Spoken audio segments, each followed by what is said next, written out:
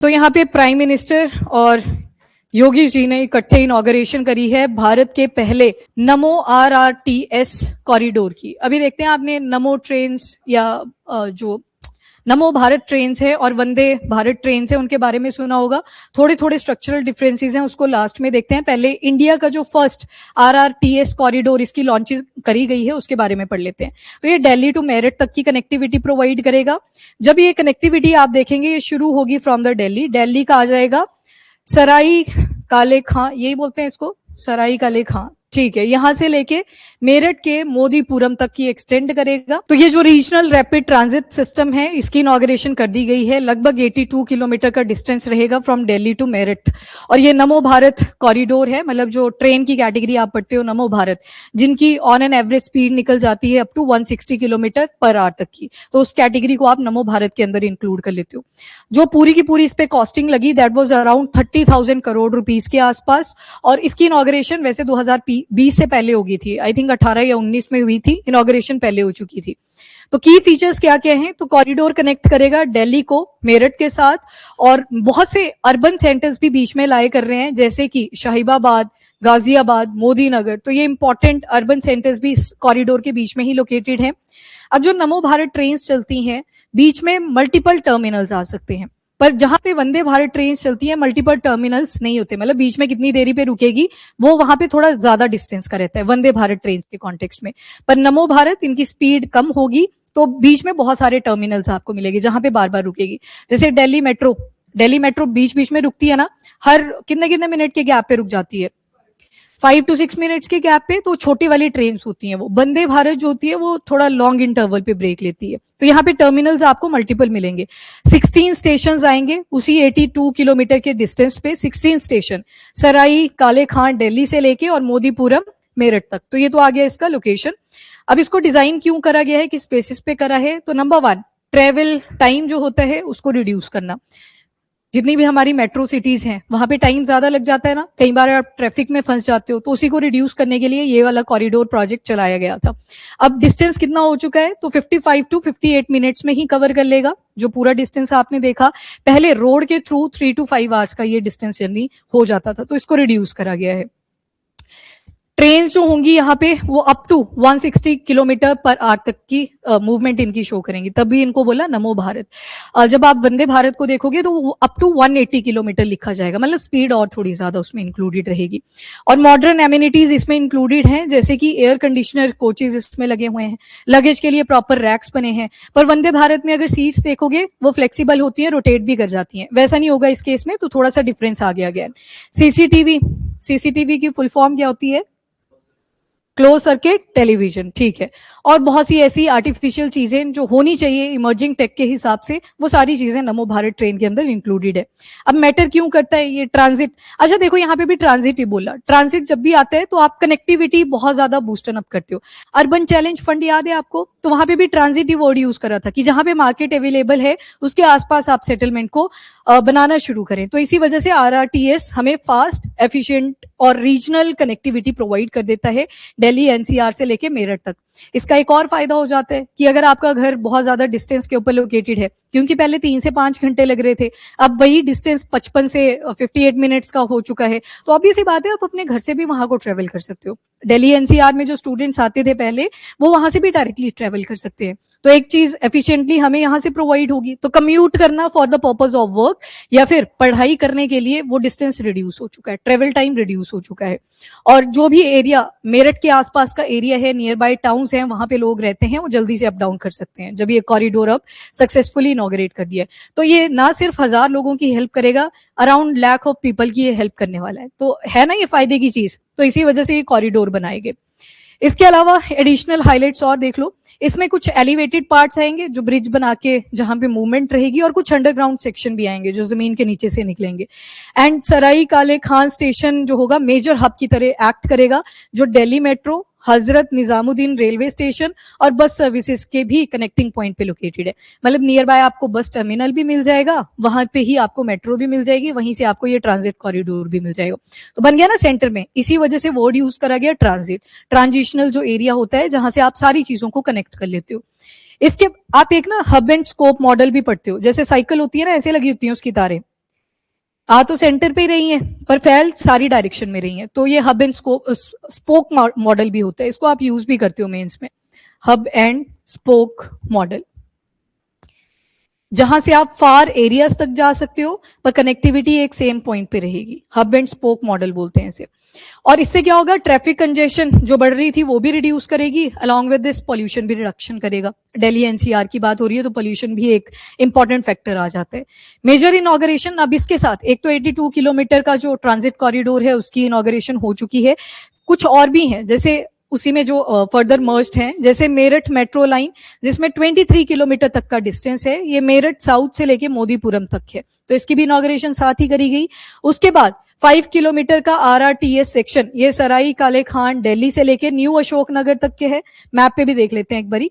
21 kilometre का section जो Meerut south to Modipuram तक है, तो मतलब ये भी साथ ही अनाउंस करेंगे। वो जो 30,000 करोड़ रुपया लगा वो ये सारे इकट्ठे प्रोजेक्ट के ऊपर लगा। अब मैप पे अगर आप देखोगे तो ये देख लो, ये न्यू अशोक नगर आ गया, यहाँ पे सराई काले खां आ गया, ऊपर देखोगे आनंद विहार है, ये आ गया आपका शाहीबाद और ऊपर आ जाएगा गाजियाबाद। इसी तरह से आप मूव करते जाओगे, मोदी नगर साउथ, मोदी नगर नॉर्थ, और उसके बाद मेरठ साउथ आ गया, देन ऊपर जाओगे तो देयर इज मोदीपुरम। तो इसमें बीच बीच में जो ट्रांजिट कॉरिडोर से वो सारे कनेक्ट करके आप देखोगे तो ओवरऑल कॉस्ट 30,000 करोड़ की आई। तो मतलब ये तो किया ही, दिल्ली मेरठ नमो Bharat regional rapid transit system, इसे तो अनाउंस कराई, पर ये जो छोटे छोटे उसके अंडर प्रोजेक्ट थे उनकी भी इनॉग्रेशन हो चुकी है। अब इसके बेनिफिट्स क्या रहेंगे तो लग गया ना पता, कनेक्टिविटी, ट्रेवल टाइम रिड्यूस हो जाएगा, पोल्यूशन की भी एक प्रॉब्लम थी, पहले अपने व्हीकल लेके आ रहे थे, अब फटाफट से ट्रेवल ही करेंगे। और दूसरी चीज, माइग्रेशन भी तो हो रही थी लोगों की, अब वो बोलेंगे कि मेरठ वाले एरिया में ही घर है, वहीं से फटाफट से ट्रांजिट कॉरिडोर के थ्रू निकल जाएंगे, माइग्रेशन भी कंट्रोल होगी, पर वो जो वर्क था और स्टडी पर्पज से लोग आ रहे थे बस उतनी माइग्रेशन बचेगी, जहां पे आपको ट्रांसपोर्ट व्हीकल यूज करने पड़ रहे थे, तो कनेक्टिविटी फास्टन हो जाएगी। तो इन कॉरिडोर्स का यही फायदा होता है, जॉब्स भी क्रिएट होंगी और इंडस्ट्री भी थोड़ा अट्रैक्ट करेंगी कि जहां पे ये सेंटर बना हुआ है उसके आसपास इंडस्ट्रीज को एस्टेब्लिश करें ताकि लेबरर्स को आना जाना भी इजी रहे। तो ये सारी फायदे आपको यहाँ पे ट्रांजिट सिस्टम के मिल जाएंगे। नमो भारत, याद रखना इसको। बाकी ये नमो भारत क्या चीज है, तो रेल बेस्ड हाई स्पीड और हाई फ्रीक्वेंसी का रीजनल रैपिड ट्रांजिट सिस्टम जो कनेक्ट करेगा दिल्ली, गाजियाबाद और मेरठ वाले एरिया को। फास्ट है, मॉडर्न और फ्रिक्वेंट कम्यूटर सर्विसेज प्रोवाइड करते हैं। कम्यूटर मतलब माइग्रेशन की बात हो रही है, एक जगह से दूसरी जगह पे जाना। डिजाइन स्पीड, अब देखो हम तो हमेशा मैक्सिमम ही लेके चलेंगे, पर जब नमो भारत की आप कैटेगरी पढ़ते हो वो 160 किलोमीटर पर आवर तक की आती है, पर उसको खींच के अगर ले जाएं तो 180 किलोमीटर पर आवर तक भी वो जा सकती है। डिजाइन वैसे करा जाता है पर आपको मल्टीपल टर्मिनल्स के ऊपर रुकना पड़ता है तो स्पीड रिड्यूस कर जाती है। ऑपरेटिंग एवरेज स्पीड अगर देखोगे तो चलेगी कितनी स्पीड से, 90 किलोमीटर पर आवर, क्योंकि बीच बीच में ब्रेक्स लेने पड़ेंगे, स्टॉप्स आएंगे। और ट्रेन की फ्रीक्वेंसी कितने कितने मिनट के गैप पे चलती रहेंगी, तो 8 से 10 मिनट, और फुली ऑपरेशनल आपको ऐसे मिलेगी, जैसे मेट्रो आती है फटाफट से, वैसे नमो भारत का भी आपको फटाफट से आना जाना मिलता रहेगा। 8 से 10 मिनट का मतलब ये इतना गैप लेके चलेंगी, fully operational. Station 5 to 10 kilometre के डिस्टेंस पे आपको स्टेशन भी मिल जाएंगे। 16 स्टेशन बोले, 82 किलोमीटर का पूरा डिस्टेंस ही था, तो वहां पे 5 से 10 किलोमीटर अपार्ट आपको स्टेशन भी मिलते रहेंगे। और फेयर स्ट्रक्चर अगर देखें, स्टैंडर्ड क्लास के जो फेयर हैं वो 20 रुपए से लेके 210 तक जा सकते हैं, डिपेंड करेगा डिस्टेंस का कितना ट्रेवल टाइम रहा। उसके बाद प्रीमियम कोच के फेयर अगर देखोगे तो 20% हायर रहेगा स्टैंडर्ड फेयर्स के हिसाब से, क्योंकि वहां पे फैसिलिटी ज्यादा होगी, कंफर्ट होगा, लग्जरियस होगा। एंड मॉडर्न फीचर अगर देखें तो कंफर्टेबल सीटिंग है, लगेज के लिए स्पेशल रैक्स बनाए गए हैं। अगर ट्रेन जो नॉर्मली यूज करी जाती थी वहां पे बांध के रखने पड़ते थे, यहाँ पे वो चीजें भी कंफर्टेबली आपको अलाउ करी जाएंगी। और डेली कम्यूटर्स के लिए फ्रीक्वेंट सर्विसेज भी प्रोवाइड करेगा।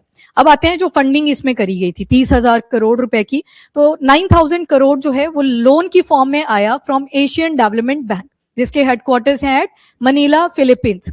4,500 करोड़ रुपया, मतलब ईच लिखा है आगे, तो दो बॉडी से आया है। One is from new development bank जिसके हेडक्वार्टर आ जाएंगे शंघाई में, और एक एशियन इंफ्रास्ट्रक्चर इन्वेस्टमेंट बैंक जिसके हेडक्वार्टर्स आ जाएंगे बीजिंग में।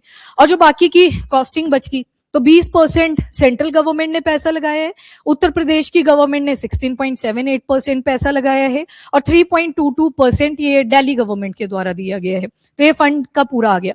अब पीछे आ गया ना इन्वेस्टमेंट, तो उधर फर्दर इंटरेस्ट के साथ आपको रिटर्न भी करना पड़ेगा। ये जो सारे एडीबी हैं, न्यू डेवलपमेंट बैंक है, या AIIB Asian infrastructure investment bank है।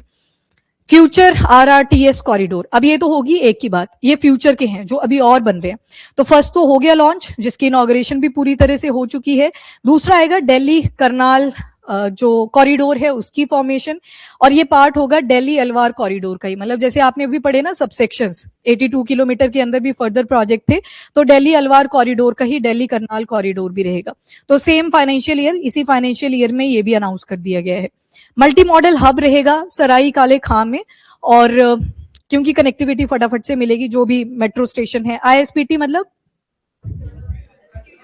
Interstate bus terminal, ISPT। एक और ISPT पढ़ा था आपने फ्रांस से रिलेटेड, फुल फॉर्म नहीं उसकी याद करनी थी क्योंकि वो फ्रेंच में था, ब्लड ग्रुप के साथ एसोसिएटेड था। एक और ISPT आप पढ़ते हो, हाँ, वो जो ग्वाडा नेगेटिव आपने पढ़ा था वो ब्लड ग्रुप्स को डेजिग्नेट करते हैं। ये वाला ISPT बस टर्मिनल्स की बात कर रहे हैं, उसकी फ्रेंच में थी फुल फॉर्म, तो उसको आप छोड़ सकते हो, इंटरनेशनल करके कुछ थी।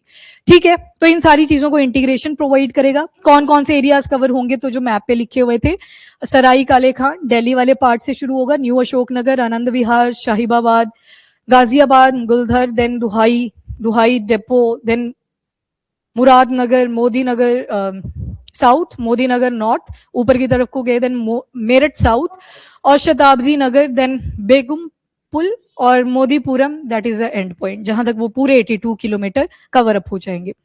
और क्या क्या डिटेलिंग जो इसके बारे में आप जान सकते हो, तो लास्ट माइल कनेक्टिविटी प्रोवाइड करेगा, वो आपको पता है। अब देख लेते हैं एक छोटा सा difference between NaMo Bharat and Vande Bharat. NaMo Bharat super fast metro for near by cities, मतलब सिटीज के बीच में कनेक्टिविटी प्रोवाइड करना। वंदे भारत थोड़ा सा डिस्टेंस यहाँ पे बढ़ जाएगा, स्पीड भी इसमें इंक्रीज कर जाएगी।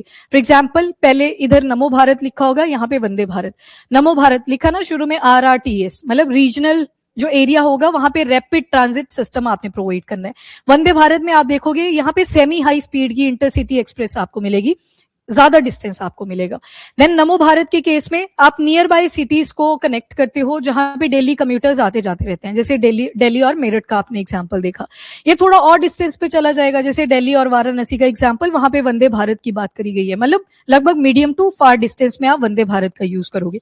स्पीड 160 किलोमीटर पर आवर लिखी थी, पर बनाई मैक्सिमम से ही जाती है, पर इतना ये आउटपुट आपको लाके दे देगी। इसकी देखोगे तो 160 टू 180 किलोमीटर पर आवर तक चली जाएगी।